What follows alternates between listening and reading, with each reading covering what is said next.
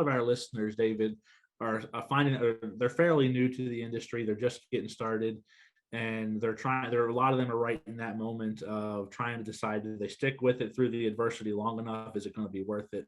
And so I always like to ask our listeners, if they're willing, and you can totally decline to answer this if you want, but if you could look back at your insurance career when you first got started, what was like the biggest challenge or adversity that you had to overcome? You kind of touched on a little bit earlier with the whole market capacity.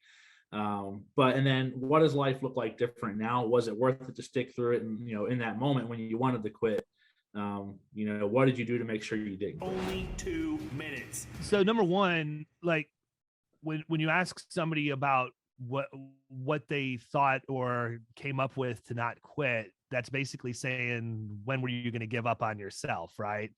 I don't care what the market conditions are. I don't care what the industry is. I don't care if it's an athletic event or whatever else. If I'm going to bet on me, I'm going to double down, and I'd quadruple down if I could, because I'm going to figure out a way to solve the problem. And that has nothing to do with me being the smartest guy.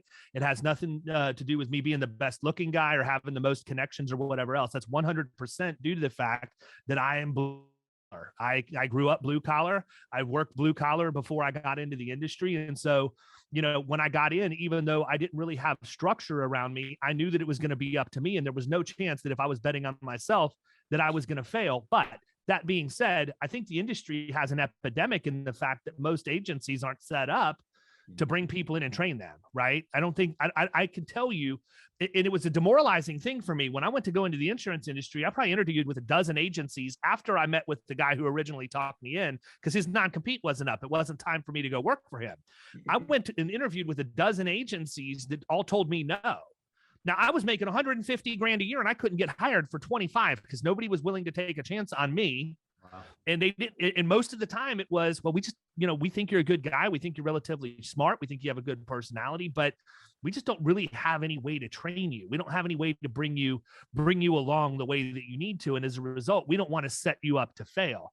Maybe that was BS and they were just feeding me a line or whatever else. But because of that, the way that you change things is you be the first one to drive change. So number one, if anybody wants to come and work at Florida Risk Partners as a producer, they can't come from another agency. I will not hire anybody inside the insurance industry.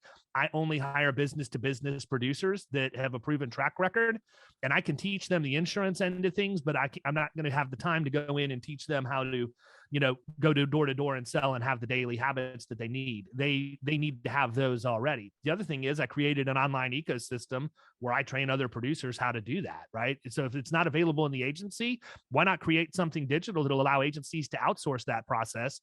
And so we did that. Because of the way my agency has scaled, I had to get digital in my own stuff and have my own knowledge base. And so what I did was I took all of that stuff and made it formal and then monetized it, rolled it out to agencies across the country. But I think that's the biggest obstacle is, you've got to have an agency that's willing to give you a chance. They have to believe in you, but more importantly, you have to believe in yourself, period. Because as long as you're willing to put in the work and you can do that on a daily basis, you're going to win. We got a guy in our office. We joke about him all the time because he's an absolute terrible cold caller, but he writes business because of volume. He just continues to beat on doors and he doesn't give up. He doesn't quit.